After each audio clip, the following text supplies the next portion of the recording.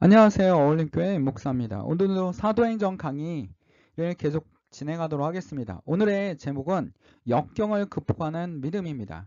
부제목은 우리는 살아남으리라는 희망을 점점 잃었다라는 제목으로 하나님 말씀을 전할 때 하나님의 성령이 여러분과 함께 하시고 성령과 동행하는 주의 성도들이 되시기를 간절히 기도드립니다.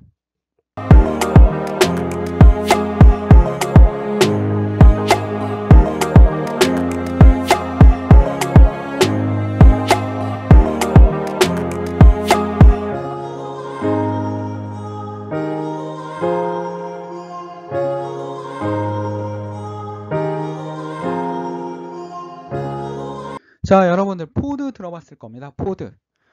포드 자동차라고, 포드 창시자가 포드 아닙니까? 뭐 크라이슬러 뭐 이런 차들, 미국의 대표적인 차들입니다. GM, 포드, 크라이슬러 이렇게 3대 브랜드로 알려져 있는데 그 중에서 우리가 포드에 대해서 오늘 지켜보려고 합니다. 포드가 이런 얘기를 합니다. 당시에 포드가 있었을 때 자동차는 너무나 고가였습니다. 정말 부자들만 타는 차였습니다. 그 부자들만 타는 차에 정말 싼 차를 내놓겠다라고 얘기했습니다. 그게 우리는 뭐라고 얘기합니까? 포드주의적 생산 방식을 합니다. 포드는 자동차 대중에 엄청난 기여를 했습니다. 당시에 상당한 고가를 자랑하며 고위층의 소유물로만 여겨지던 자동차를 누구나 쉽게 소유할 수 있게 만든 것인데요. 포드는 1908년에 첫 생산된 모델 T를 통해 미국 자동차 시장을 장악하는 데 성공합니다. 이는 회사 설립 후 약 8년 만에 이룬 쾌거였습니다. 당시 타 브랜드는 자동차들이 2,000달러를 넘나들던 때에 반해도 못 미치는, 그러니까 2,000달러가 넘는 자동차들이었는데 그거의 가격에 반도 못 미치는 850달러의 모델인 T가 등장했으니 폭발적인 인기를 끈 건 당연했습니다. 도대체 어떻게 한 걸까요? 이런 얘기를 했을 때 당시의 기자들은 뭐라고 했냐면 포드는 망할 것이다. 곧 망하게 될 것이다. 문을 닫게 될 것이다. 왜? 하나도 맞지 않기 때문에. 이익이 없기 때문에 곧 망할 것이다 라고 했습니다. 그러나 포드는 망했습니까? 번창했습니까? 번창했습니다. 엄청난 쾌거라고 얘기하지 않습니까? 자동차의 대중화를 만들었습니다. 도대체 이거 어떻게 한 걸까요? 자, 포드는 이렇게 했습니다. 당시의 기자들이 이게 너무나 궁금한 겁니다. 포드가 자동차를 어떻게 생산하는지. 바로 포드 자동차에 들어가 보니까 컨베이너 벨트에 돌아가면서 사람들이 뭘 하고 있습니까? 분업을 하고 있습니다. 어떤 사람은 바퀴만 끼고 어떤 사람은 뭐 합니까? 유리만 달고 어떤 사람은 엔진만 달고 뭐 이런 식으로 철저하게 모든 분야를 나누어서 자동차가 지나갈 때마다 하나하나씩 완성해서 계속 끝없이 많은 생산을 하고 있었던 겁니다. 이렇게 되면 어떻게 됩니까? 인력에 비해서 훨씬 더 많은 생산을 할 수 있습니다. 이게 뭡니까? 분업입니다. 당시에 이거는 뭘 불러왔습니까? 대량 생산, 대량 소비를 불러왔습니다. 근대 사회의 대표적인 게 뭡니까? 대량 생산, 대량 소비입니다. 지금은 맞지 않지만 당시에는 이걸 통해서 어떻게 합니까? 자동차 가격을 낮추고 노동자들의 인건비를 높이고 자동차를 대중화하는데 성공했다라는 겁니다. 이게 바로 분업의 원리입니다. 이런 분업을 통해서 미국의 3대 브랜드로 성장할 수 있는 게 바로 포드였습니다. 사람들은 모두 다 망할 거라고 생각했습니다. 포드는 망할 거야. 그러나 어떻게 했습니까? 생산 방식을 바꾸면서 어떻게 합니까? 회사의 이익은 증진하고 제품의 가격은 싸지는 그런 행동을 보였다라는 겁니다. 뭐 이 방식 자체가 모두 좋다라고 얘기할 수는 없습니다. 그러나 뭔가 많은 사람들에게 뭘 만들어냈습니까? 싼 자동차를 대중화시키는데 기여를 했다라는 겁니다. 하나의 변화이며 혁신이었다라는 겁니다. 자, 근데 오늘 말씀을 보니까 사도행전 6장 1절에서 7절입니다.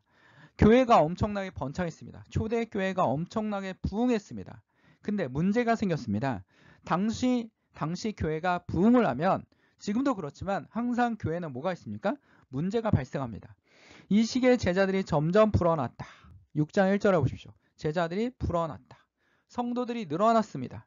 무조건 숫자가 늘어난다고 해서 좋은 건 아닙니다. 그러나 늘어났다라는 겁니다. 부흥이 일어나고 있다는 겁니다. 모두 다 예수를 진정으로 믿고 싶어 한다라는 겁니다. 초대교회 성도님들만큼 믿음이 강한 믿음이 어디 있겠습니까? 죽음을 두려워하지 않는 믿음.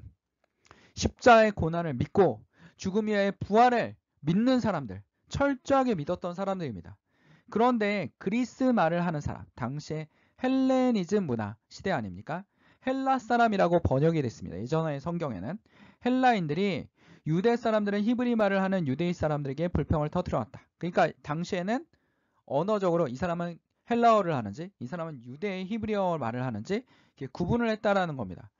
그것은 자기네 가부들이 날마다 구호 음식을 나누어 받는 일에 소홀히 여김을 받기 때문입니다. 우리가 지금 문제가 있다. 구호품을 받는데 우리가 적게 받고 있다라고 처음으로 문제를 제기했습니다. 그러니까 이런 문제가 제기될 수 있다라는 겁니다. 근데 사도들이 여기서 한 행동을 좀 지켜볼 필요가 있습니다. 예수님의 사도들이 어떻게 했냐면 그래서 12사도가 제자들을 모두 불러놓고 말하였다. 우리가 하나님 말씀을 전하는 일을 제쳐놓고 음식을 베푸는 일에 힘쓰는 것은 좋지 못하다. 교회가 커지고 공동체가 커졌습니다. 많은 공동체의 인원이 만들어졌습니다. 그러면 뭐가 필요합니까? 조직이 필요하다라는 겁니다. 분업이 필요하다라는 겁니다. 자, 3절에 보면 그러니 형제 자매 여러분 신앙이 있고 성령과 지혜가 충만한 사람 7 여러분 가운데서 뽑으십시오. 어떤 사람을 뽑아야 됩니까? 성령과 지혜가 충만한 사람. 헌금을 많이 내는 사람이 아니라 돈을 많이 내는 사람이 아니라 성령과 지혜가 충만한 사람, 리더적 자질이 있는 사람, 예수님의 모범이 되는 사람, 이런 사람을 뽑는다라는 겁니다. 그들에게 일을 맡기십시오. 그럼 우리는 뭘 하겠다라는 거예요. 사도들은 우리는 기도하는 일과 말씀을 섬기는 일을 헌신하겠습니다. 즉 하나님과 교제하고 하나님과 대화하고 예수님과 교제하고 성도와 교회 공동체를 위해서 기도하는 일에 힘쓰겠다라는 겁니다. 그리고 하나님의 말씀을 전하는데 헌신을 하겠습니다 라고 얘기하는 겁니다. 이게 교회 리더가 할 일입니다. 기도와 말씀. 그러나 교회가 작을 때는 어떡합니까? 사도들도 어떻게 했습니까? 음식을 나눠주고 직접 행정 업무도 보고 그 다음 어떡합니까? 전도도 나가고 그 다음에 여러 가지 교회를 다 했다라는 겁니다. 그러나 교회가 커지니까 조직화되기 시작했고 분업화되기 했다라는 겁니다. 그리고 이 사람들은 누굴 세웁니까? 예수님의 제자들을 더 세웁니다. 5절에 보면 모든 사람이 이 말을 좋게 받아들여서 믿음과 성령이 충만한 사람인 스데반과 빌립과 브로고로와 니가노르와 디몬과 바메나와 안디옥 출신의 이방 사람으로서 유대교에 개종한 사람인 니골라를 뽑아서 안디옥 출신의 사람도 뽑았습니다. 굉장히 개방적인 인사를 하지 않았습니까? 그들은 모두 다 성령이 충만하고 지혜가 충만하며 예수님을 잘 섬기는 사람들이었습니다. 이들을 통해서 나중에 어떻게 됩니까? 안디옥 교회도 만들어지고 헬라인들에게도 하나님의 복음이 전화되고 복음이 더 확장되는 일에 굉장히 힘썼다라는 겁니다. 즉 첫 번째 6장에서 우리가 본받아야 할 게 뭡니까? 문제가 발생했습니다. 갈등이 생겨났습니다. 갈등을 어떻게 해결했습니까? 이 사람들은 소수의 사람들이니까 무시해도 돼. 이게 아닙니다. 뭡니까? 이 사람의 의견도 존중해야 되는데 사도들이 직접 해결한 게 아니라 조직이 커졌기 때문에 분업을 하기 시작했다라는 겁니다. 이들을 통해서 이들을 앞세워서 사도들은 기도하고 그들에게 안수하였습니다. 하나님의 일을 할 수 있는 사람이란 증표를 보여줬다라는 겁니다. 그랬더니 어떤 일이 벌어졌습니까? 7절에 지금 사도행전 저자가 말하고자 하는 것은 갈등이 일어났을 때 사람들을 세우고 조직을 개편해서 문제를 쉽게 해결할 수 있도록 만들었습니다. 이걸로 인해서 교회가 어떻게 합니까? 더 번창합니다.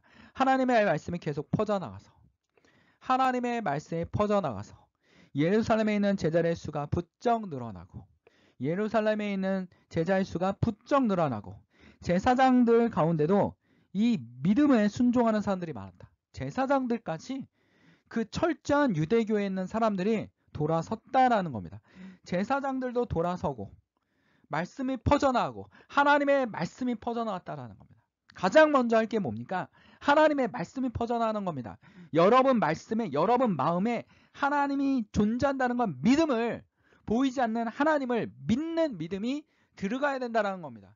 그 믿음이 들어가고 그들이 어떻게 합니까? 수가 부쩍 늘어났더라. 그리고 심지어는 골수분자 유대교에 있던 제사장들까지 이들은 여러분 레위인 제사장들은 목사와 다르게 뭐합니까? 오로지 이걸로 생업을 합니다. 유대교에 종사하면서 생업을 하는데 그 유대교에 종사하는 사람들이 생업에 지장이 있는데도 불구하고 뭐합니까? 하나님께 순종하더라라는 겁니다. 오늘 말씀에서 우리가 교회에서는 문제가 발생할 수 있습니다.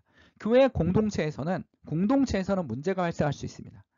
나누다 보면 불만이 생길 수 있습니다. 여러 가지 문제가 발생하지 않습니까? 그러나 우리가 누구에게 의지해야 됩니까? 하나님께 의지하는 믿음. 하나님을 통해서 해결하는 믿음. 하나님을 통해서 지혜를 구하는 마음. 그것이 굉장히 중요하다는 겁니다. 앞에서 우리가 얘기하지 않았습니까? 포드한테 모든 사람들이 어떻게 했습니까? 자동차를 반값에 만들 겁니다. 대중화를 시킬 겁니다. 그랬더니 사람들이 뭐 했습니까? 비아냥거렸습니다. 포드가 곧 망하겠군. 기자들도 뭘 준비하고 있습니까? 망하는 포드, 막 이런 기사를 막 쓰기 바빴다라는 겁니다. 철저하게 망할 것 같았는데 어떡합니까? 번창했습니다. 교회에도 문제가 발생했습니다. 교회에 문제 일으키는 사람들이 있습니다. 그러나 아도니아 삽비라 같은 사람들, 교인이 아닌데 교인인 척하는 사람들, 이런 사람들이 교회 공동체 안에 있다라는 겁니다.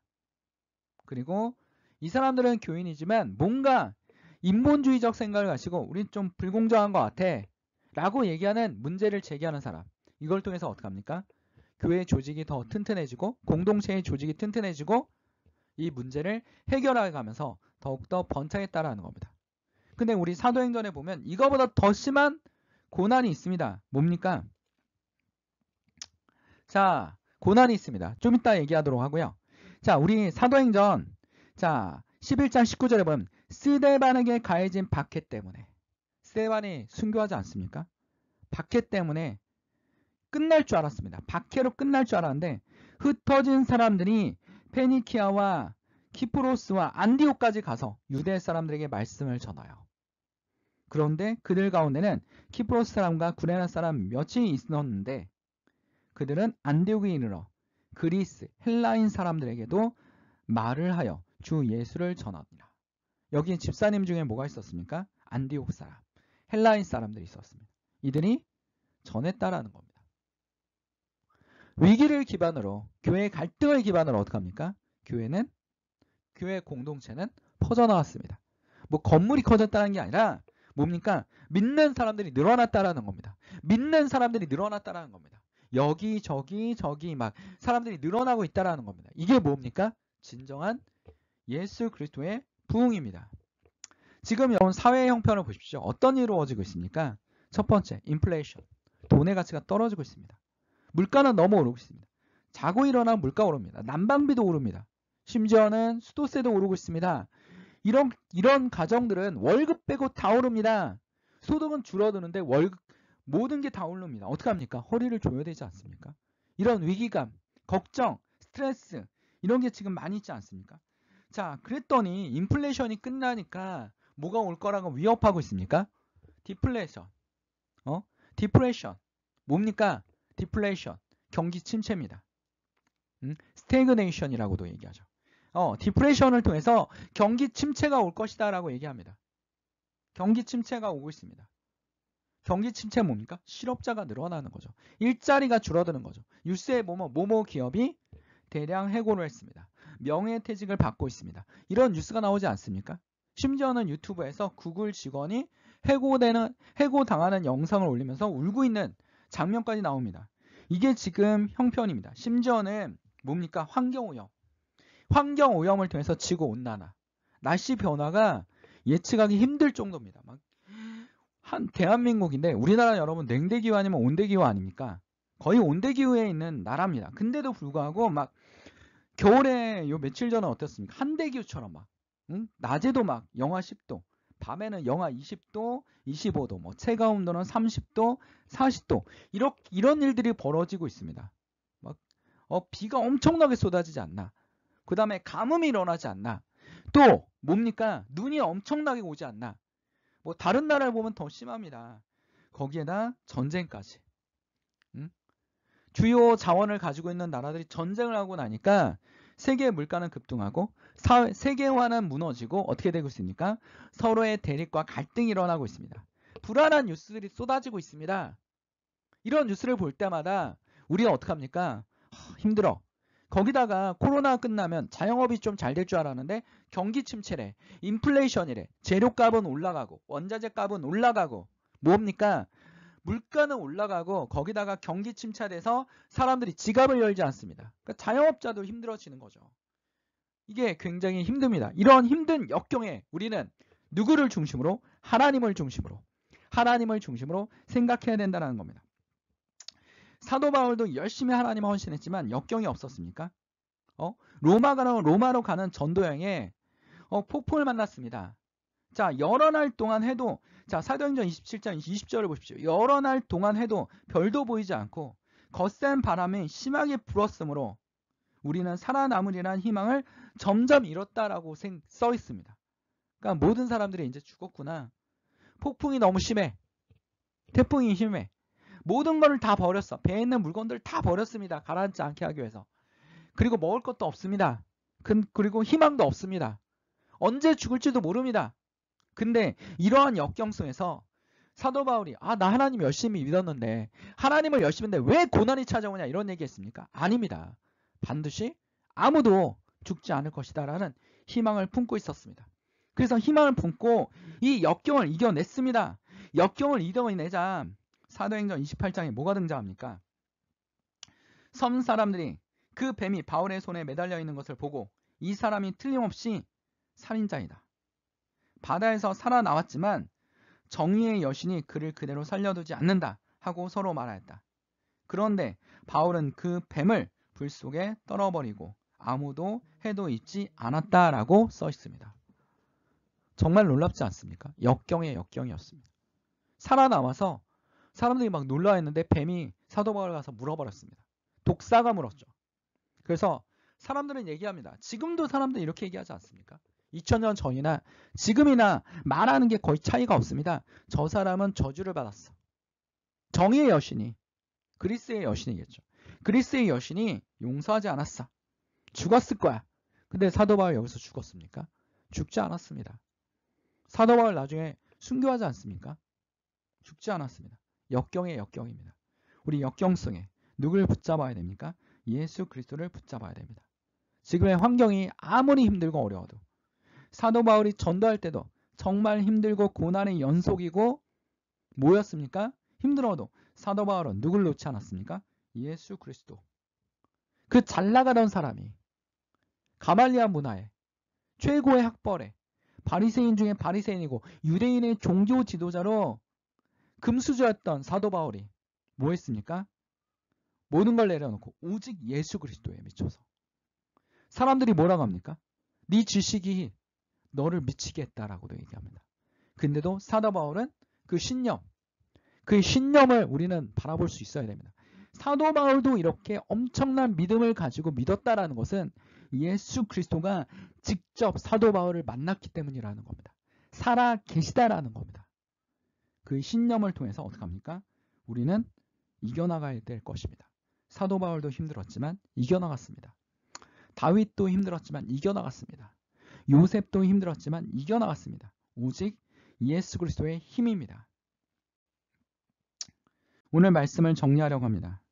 예수께서 저희를 보시며 가라사대 사람으로는 할 수 없으되 하나님으로 그렇지 아니하니 하나님으로서는 다 하실 수 있느니라. 우리가 하나님의 일을 하거나 인생을 살아갈 때 역경의 연속일 수 있습니다. 이 역경의 연속에서 어떻게 합니까? 하나님을 붙잡고 예수 그리스도를 붙잡고 예수를 따라가고 예수를 믿고 성령의 인도함을 받는다면 이 역경을 이겨낼 수 있는 힘, 의지 이거를 하나님께서 주실 것입니다. 기도하겠습니다. 사랑하는 충만하신 하나님 아버지, 오늘도 주의 말씀을 통하여 묵상하고 교회 공동체 안에 문제가 발생했을 때 해결하는 방법, 조직력을 강화하는 방법에 대해서 하나님 말씀을 보았습니다. 지혜롭게 해결할수록 번창하고 발전했습니다. 하나님을 일을 하다 보면 사람들에게 욕을 먹기도 하고 그 다음에 어떻게 합니까? 죽음의 앞에 서기도 합니다. 그러나 주의 뜻을 이루게 하시고 하나님을 의지하며 하나님을 따라가는 주의 성도들과 주의 제자들과 하나님의 전도자들이 될 수 있도록 주님 붙들어 주시옵소서. 아픈 사람이 있습니까? 주여 그의 마음을 붙잡아 주시고 그의 육체를 치료하여 주시옵소서. 우리가 아무리 힘들어도 식탁 위에 먹을 게 끊이지 않게 하시고 하나님께서 모든 것을 붙잡을 줄 믿사오며 예수 그리스도의 이름으로 간절히 기도드립니다. 아멘.